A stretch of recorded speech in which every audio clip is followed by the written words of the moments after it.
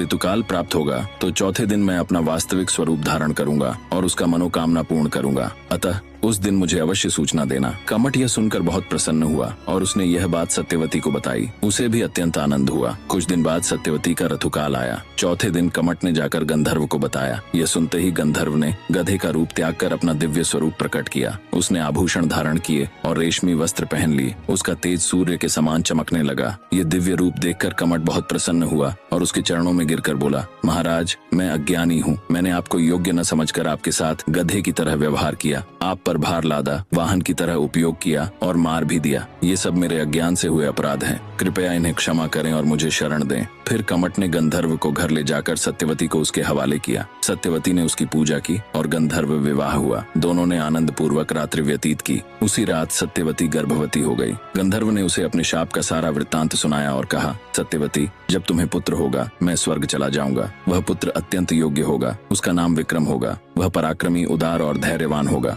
वह शक करता अर्थात शकों का नाश करने वाला सम्राट बनेगा। जब यह पुत्र होगा तब समझना कि मैं शाप मुक्त हुआ और तुमसे अपना ऋण चुकाया। इसके बाद वह पुनः गधे के रूप में रहने लगा। समय आने पर सत्यवती ने एक पुत्र को जन्म दिया। 12वें दिन उसका 12 संस्कार हुआ और उसका नाम विक्रम रखा गया। बाद में गंधर्व ने फिर अपना रूप धारण किया, बच्चे को गोद में लिया और शाप मुक्त हो गया। उसी समय इंद्र ने मातली को विमान भेजा। मातली ने कहा, गंधर्वनाथ, इंद्र ने आपको बुलाया है। कृपया तुरंत विमान में बैठिए। अमरनाथ आपकी प्रतीक्षा कर रहे हैं। गंधर्व ने सत्यवती से कहा, मैं अब जा रहा हूँ। तुम अपने पुत्र के साथ सुखपूर्वक रहो। जब जब तुम्हें मेरी याद आएगी मैं तुम्हें दर्शन दूंगा। ये कहकर उसने विदा ली और स्वर्ग चला गया। विक्रम बड़ा होकर विद्वान और गुणवान बना। 16 वर्ष की आयु में राजा से उसका परिचय हुआ और उसे गांव की रखवाली का काम सौंपा गया। एक रात वह पहरेदारी कर रहा था, तभी उसने कुछ व्यापारियों को देखा। उनके साथ भर्तरीनाथ भी थे, जिन्हें पशुओं की भाषा समझ में आती थी। भर्तरीनाथ ने कोल्हों की आवाज सुनकर व्यापारियों को बताया कि चोर आने वाले हैं। व्यापारी सावधान हुए और चोरों को भगा दिया। फिर भर्तरीनाथ ने कहा,